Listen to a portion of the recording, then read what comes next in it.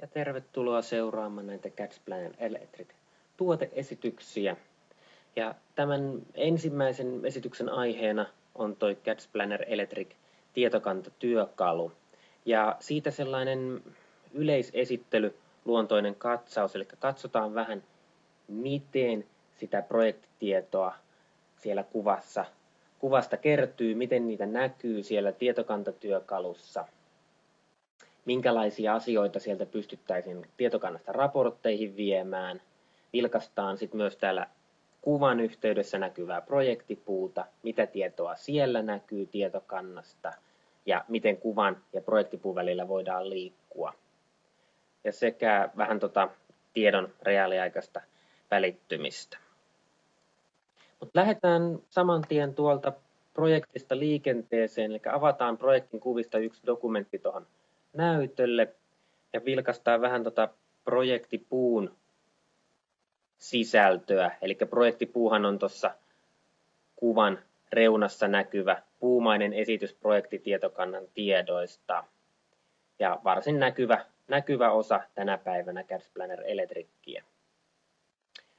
Projektipuussa tosiaan korostetaan nyt auki olevan kuvan asioita, eli tuolta näkyy puussa auki olevan kuvan sisältämiä asioita, jonkun yksikkölähdön sisällä olevat komponentit ja niin edespäin. Kaikki on tuolla puussa nähtävissä.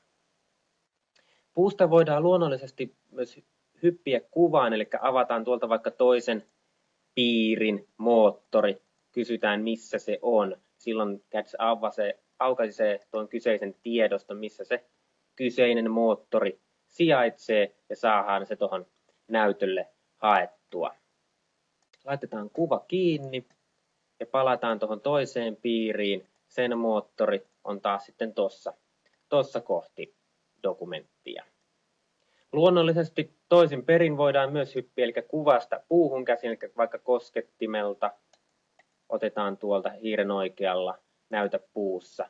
Avataan puusta oikea kohta. Näytetään, että tuosta koskettimesta äsken kuvasta lähdettiin.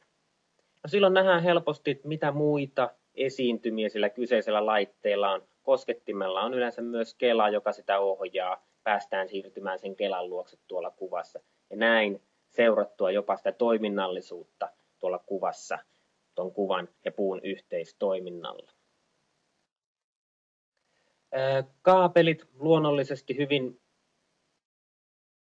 looginen osa tuota projektia. Niissä sama toiminnallisuus, eli näytä puussa avaa tuon dokumenttipuun, projektipuun ja sieltä sen kyseisen kaapelin kohtaan. Nähdään jo vähän sitä kaapelin käyttöastetta, mikä siellä on. Eli tässäkin 7 johtiminen MMO-kaapeli, joista 3 on tällä hetkellä käytössä. Loput johtimet vielä vapaina. No tehdään tässä pieni muokkausesimerkki, eli tuolta puusta voidaan myös käynnistää erilaisia muokkaustoimintoja. Eli kun meillä on oikea kaapeli löydetty, me päästään vaikka muokkaamaan sen kaapelin ominaisuuksia tuonne tietokantatyökalun toimintoihin. Ja tehdään tässä sellainen esimerkki, eli meillä on toi 7 johtimisesta MMO-kaapelista käytetty vain 3 johdinta. Vaihdetaan toi kaapelityyppi nyt vaikka MMJ 3x1,5 S-kaapeliksi. No nyt tällainen vähän vaikeampi kaapelityypin muutos siinä mielessä, että MMO-kaapeli sisältää vain signaalityyppisiä johtimia ja MMJ puolestaan signaali, nolla sekä suojajohtimia, niin ohjelma pyytää tekemään johtimien uudelleen mätsäyksen. Eli käyttäjä pääsee vaikuttamaan siihen, missä käyttötarkoituksessa ollut johdin siirretään uudessa kaapelissa ja mihin johtimeen. Eli toi ensimmäinen signaalikäytössä ollut johdin siirretään tuonne MMJ-kaapelin ruskeaan johtimeen. Toinen signaalijohdin käytetään siihen MMJ:n nollajohdinta, joka sitten merkataan luonnollisesti. Ja MMOn viimeistä johdinta on käytetty PE-käyttöön. Siirretään se tuonne kevijohtimen kohdalle. Näin. Hyväksytään muutokset ja tietokanta näkymässä jo saman tien tiedot päivittyy, vielä OK tuohon, päästään takaisin kuvaan. Ja täällä nähdään kuvan päässä kaapelimerkinnöissä kaapelityyppien vaihtuminen, johtimissa johdin numeroiden värien vaihtuminen. Samoin kuin tuolla projektipuussa, kiva pieni lisä suunnittelijalle, siellä myös näkyy ne oikeat johdin värit tuolla johtimien kohdalla. MMOssa kaikki oli mustaa, nyt siellä on ruskeaa, sinistä ja keltavihreää. Eli tuollaisissa vähän erikoisimmissa muokkauksissa ohjelma, vaikka antaakin vapauden suunnitella hyvin monipuolisesti, myös silti kyttää ja valvoo vähän, ettei ihan minkälaisia kytkentämuutoksia tahansa tehdä, vaan noita suojajohtimien kyseessä ollessa käyttäjää aina vaaditaan pikkasen tarkemmin ottamaan huomioon, ettei se suojajohdin lipsahda vahingossa sinne vaihejohdin käyttöön. Näin ohjelma myös ohjaa hieman suunnittelua. Eli varsin reaaliaikaisesti tiedot kaapelimerkintöihin päivitty. Tuosta voidaan reaaliaikaisuudesta ottaa vielä pieni esimerkki, eli jos tuolla projektipuussa katsotaan kytkentätietoja ja otetaan tuo johdin irti tuolta riviliittimestä, niin sieltä meillä kytkentätieto häviää ruskealta johtimelta. Johdin menee kyllä turvakytkimen 13 liittimeen, mutta ei päädy mihinkään riviliittimeen tuolla keskuksella. Siirretään johtimen pää takaisin riviliittimeen, saadaan ne riviliittimen kytkentätiedot tuonne puuhun näkymiin. Eli varsin reaaliaikaisesti homma pelaa. Siirrytään tuolta tietokantasäiliön päästä sinne projektitietokanta työkaluun, eli CATS Planner Electric DP-työkalun puolelle. Ja täällä tosiaan hyvin samanlainen projektipuu käytössä, eli näytetään noita tässä tapauksessa piirien oksia ja piirien sisältöä. Sillä pienellä erotuksella, että täällä jonkun piirin valinta suodattaa nyt tätä tietokantataulujen sisältöä, eli tätä grididatan sisältöä suodatetaan tuon valinnan mukaan. Eli nyt meillä näkyy tuossa tuon kyseisen piirin laitteet tai sen kyseisen piirin kaapelit.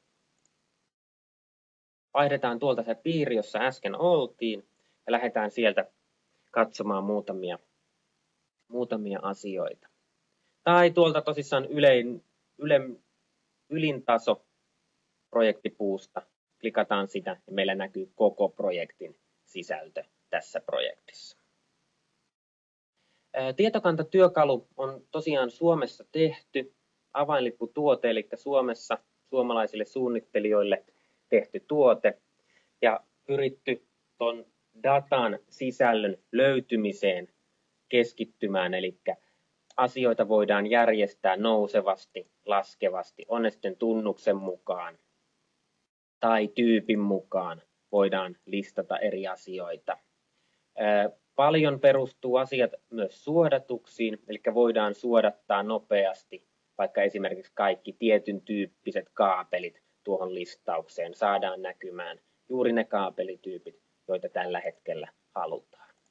Tai tuolta esimerkiksi mistä tieto tyhjä, eli saankin nopeasti listattua kaikki kaapelit, joiden mistä tieto on vielä tällä hetkellä puutteellinen. Eli löydän sitä projektista puuttuvaa tietoa ja sitä kautta pääsen syöttämään sit niitä puuttuvia tietoja projektille.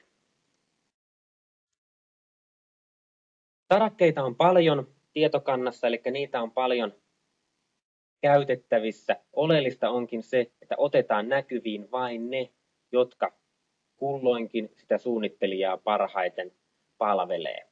Eli jos siellä joku pituustieto on meille nyt oleellisempi, otetaan se tuonne listan kärkeen, siirretään vähän paremmin näkyville. Tai jos se ei meitä kiinnosta, laitetaan kokonaan piiloon, eli saadaan siihen näkymään juuri se oikea tieto, mitä kulloinkin tarvitaan. Näin.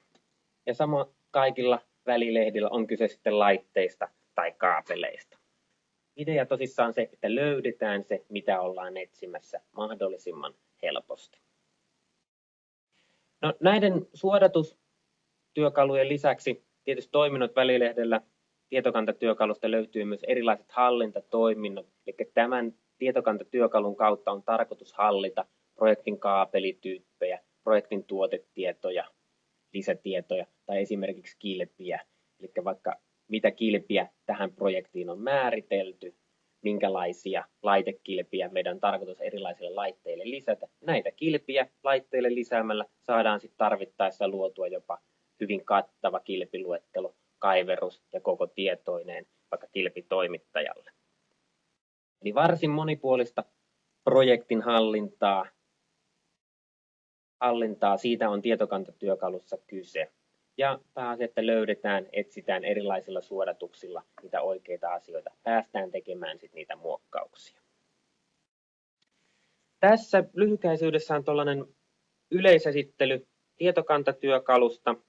Meillä on tässä yhteydessä 2 esitystä vielä jäljellä, eli toinen keskittyy sitten projektitietojen luomiseen, eli luodaan tyhjästä projekti mallikuvien, pohjakuvien ja Excel-generoinnin avulla. Ja kolmannessa esityksessä keskitytään sitten tähän tietokantatyökalun päässä tehtäviin muokkauksiin tarkemmin. Käydään niitä tuossa kolmannessa esityksessä. Mutta tämä esitys olkoon tässä ja palataan hetken päästä asiaan. Kiitos.